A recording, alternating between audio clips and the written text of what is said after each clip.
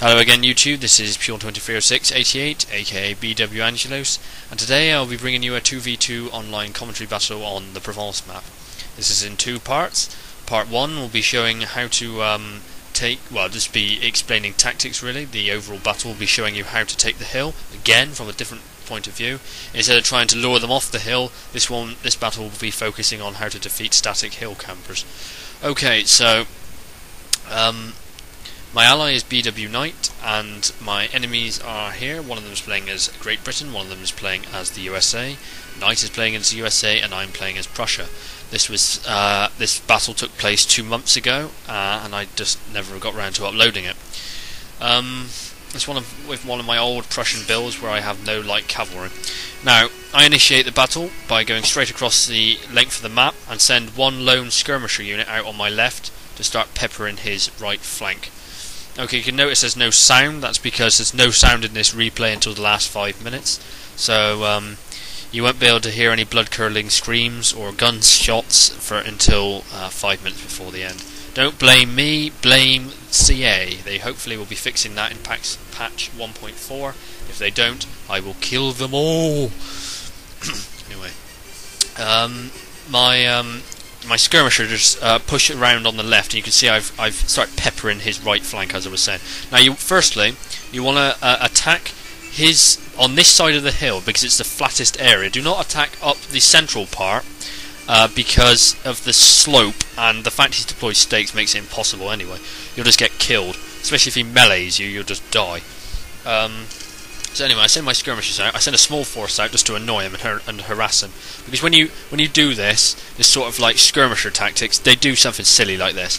I mean, I skirmish with him for about 5 seconds, and instead of like sending some more skirmishers over, which way he tries to, but I have a backup line of skirmishers ready to shoot them in the flank as he tries to redeploy them from the other side of the map. He sends his cav, hits some of my skirmishers, but my line meets them and I form squares. But that's a bad move. I'll give you 2 guesses why that's a bad move.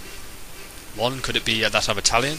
No, I'm afraid it isn't. It's actually the fact that if the gaps that the squares create, if I had formed them and he had hit them, he could just go straight for the squares and kill all my skirmishers behind, and my line would be powerless. So you want to form a solid line, and you'll have to absorb the charge, which is what I do in the second time. So I repeat it. This time I want to get his cav, skirmish with him. He sends his cav out again to drive him back. I pull them back from my line, send my line up. Do not form a square this time, and I shoot all my volleys into his cav. Now notice who's in front of the enemy line. It's the English general. They must not like their general to put him at the pinnacle of a charge like this, because as he has the least charge bonus, he causes very few losses, and then all the other British cav just slam into the back of him. Because you don't just like by swamping cav like that, it's only the lead one that does anything with the charge. The others just charge into the back of it, and their charge bonus doesn't do anything. You even actually might kill some of your own men. Okay, so they charge and push the general into my line, and I duly kill him and his whole bodyguard. He then backs it up by sending his militia like meat shield. I don't know why he brought militia for. If you're going to bring militia and be static, it makes no sense. So you can see I form stakes just in case they do try to get through my squares. He then pummels into my next line, but again it's like a huge blob of cav, and he had to turn them round to charge into my other line. So the impetus of the charge is negated because there's no speed behind the charge. So anyway, this time he charges his Fergusons and his light and his line and his militia in without firing a volley. This is what happens when you skirmish with someone. They generally get quite annoyed, especially if you have range superiority. So that's the first thing you want to do. So you basically want to piss off your opponent. I wasn't actually going to say piss then. I was going to say pee off, but I thought no one would understand what I'm on about. Anyway, I put my line ahead and I put my Jaegers behind. Why? Because there's a slight slope, and if you look along the terrain, I can actually shoot over the heads of my men without hitting them. Now the British guy sees that the error of his attack on me here, so he starts pulling his line back. Now notice also that I am not using my entire army to deal with this flanking assault. I'm using only my left flank and steadily bringing in, if I need it, reinforcements from my centre, and then shifting units from my right to fill the centre, so nothing of my line is weak. So if he wants to come off the main hill and attack me, he's still got to go into my central line, and therefore I'm not going to get pinned in against the edge of the map. So first tactic you want to do is you want to skirmish. Second tactic you want to do is piss him off. I nearly said P again. Don't want to swear, you see. And third tactic you want to do is get any units out of position, lure them out of position, and find a weakness on the hill. So we found a weakness now. His right side is badly depleted, and so I shift more skirmishers from my central line over to my left to do a more determined assault on this side. Now I keep skirmishers in the centre, only one though, but he doesn't know that. He might think I have more, because I don't think he's counting them. I have one skirmisher in the centre to ensure he doesn't come down off the hill. I then shift 2 line over to the right. Now this is just a test of my opponent's micro, just to see what he's going to do now. I make it look like I'm going to assault the other side. So not only do you want to skirmish, use bait, you also want to deceive your opponent. So by attacking his left on my right, if that makes sense, that's his left from his perspective, he will then assume that I'm going to be attacking on this side and keeps a large bulk of his army here. Therefore, if I attacked all of my army on the left, what would he do? He'd send his whole army to deal with my attack on the left, and therefore a flanking assault gets turned into the main assault, and then it's still like charging up the hill head on. So it's not a good idea. Okay, so now we've blasted his right flank off. We can now then start pushing forward up the hill.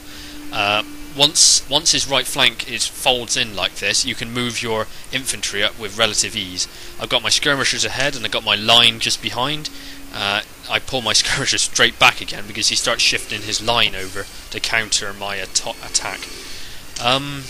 Okay, now notice how he keeps his line, most of his line still facing me. That means I can't move up most of my central body. I can only move up units where he starts to shift his line. Now, I saw him here trying to shift, I don't know what that is, it's either Ferguson or light infantry, I can't see in the replay. Well, no, I can't see it in the Windows Movie Maker thing. But you can see how he tries to shift it to attack my flanking force, so all I do is I just push my line up, start shooting it in the flank. Notice how I just had to pull a line back because his light are there peppering me on the flank.